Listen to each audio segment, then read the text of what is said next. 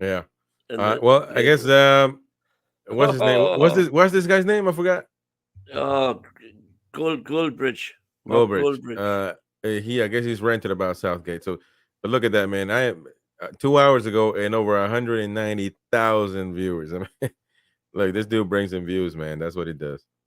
Absolutely gutted. Absolutely gutted. England lose again, their second Euros final in a row. And look, I just feel bad for everybody that wanted England to win. That's absolutely gutting. I mean, how many times in history has a team lost 2 Euros finals in a row? That has to be the end of Southgate. We've got to get real about nepotism, favoritism, politicalness, or whatever you want to call Nepotism. it, What's because nepotism got we to do have with this? got an amazing selection of players. I said at Christmas that we should win this Euros despite Southgate, not because of him. He is a bad coach with bad tactics. I'm going to go through some home truths here. You're going to get some comments in, but for the love of God, please do not keep this guy for the next 2 years, because if we do, I ain't watching England anymore. It's a fucking waste of time. There's no point in doing it. This is competitive sport. It's not school sports day where everybody gets a chance. This is competitive sport.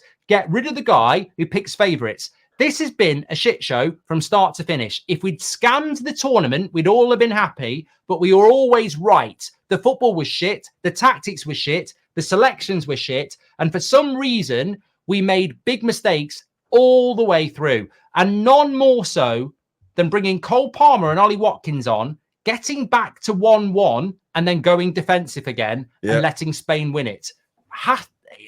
Well, no, I agree with that, man. That's the most. And I told you guys on the stream, you might not like this dude, but I'm telling you, he's saying the truth here on this one. Well, he's all he's saying there is what 55 or million 55 minutes. Englishmen are saying. And no, that is a fact, because you cannot. And I told you guys this. I'm gonna say I said it first. You guys didn't say anything about it. Just kept going on. I said it. I don't understand why you scored and immediately you fall back. You would assume that this is the moment. This is England's moment to take over and win the game, and or at least try to. But Southgate just said, "Nah, man, 101, we're good. Penalties, we'll take it." And that is unbelievable stuff to me.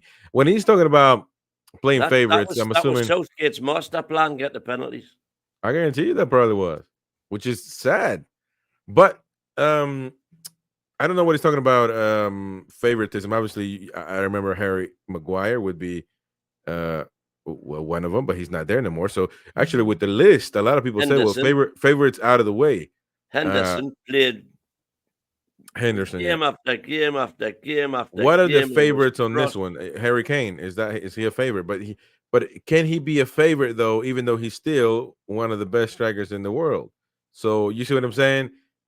Because you can't get to I do see what you're saying, because to me, Harry Maguire got a lot of unwarranted stick, because whilst he was playing shit for Man United, he barely put a foot wrong when he put an England shirt on. Yeah. So I can understand him sticking with Maguire. I couldn't understand him sticking with Henderson, and not just because he's a Mackham, but honestly, he was just dross. Yeah. Misuse of these players is incredible. We have got world-class players. We have got a world-class squad. That's true. If you look at that Spain squad and you look at the England squad, if you look at that Spain starting 11 and you look at the England starting 11, ours is better on paper. Absolutely wrong on that. Well, in this is why I'm saying he's wrong. Not that he is literally wrong, but his tone is sounding like he's playing against Gambia, and that's not the case at all. And you got Real Madrid players who just won the Champions League. You got Barcelona players. You got players that are actually doing their thing. Athletic Bilbao won the Copa del Rey with Williams. So, and the goalkeeper, Unai Simon. So let's not listen. What's your goalkeeper? Pickford. Where's he playing at? Come on. So there are a few players. Now that Real Madrid had Bellingham, of course, who didn't appear at all in a few games, one game maybe. And I say he's the best player in the world, and he definitely was a big letdown. So everybody knew this was going to be a big game. So it's not about diminishing the other team. The proper team won it, actually. So it's not, the team that played better won it. Simple as that. It wasn't going to be a walk in the park. What he's arguing is that the team that played better because our team had no plan, had no guidance, had no structure, didn't know what they were doing. And with a different manager, they would have done. Yeah.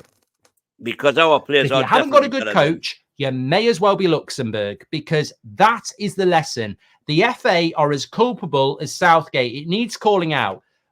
I have never known a team get to a final of a major tournament and not have a good relationship with its fan base. That has been bred by the FA and Southgate, and the players themselves need to take a long, hard look at themselves. Living in England, talking to people in England, I have never known people go, I'm not that excited. I'm not putting the flags up. I'm not listening to Three Lions. I'm not listening to World in Motion.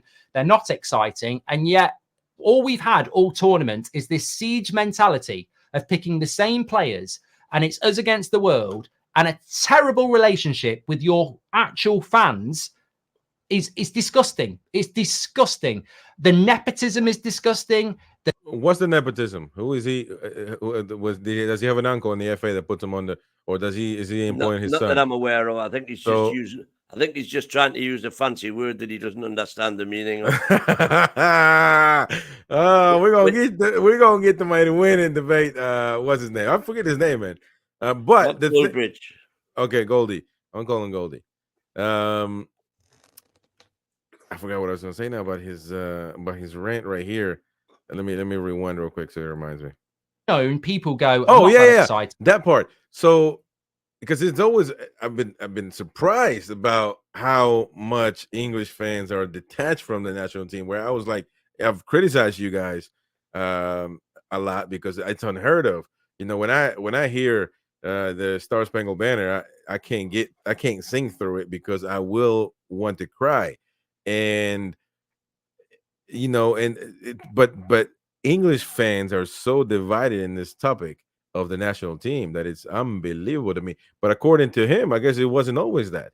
You know, before Southgate, were you guys happy in Kumbaya? When Three Lions came out, 1996, you couldn't walk down the street without saying "'Twas a St. George" everywhere, literally everywhere.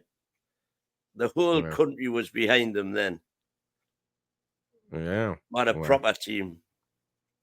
Wow, man. Well, how the mighty have fallen, ladies and gentlemen. How the mighty have fallen. But the stupid thing is that this team under Southgate in major tournaments has been doing better than any other team we've ever had since 1966.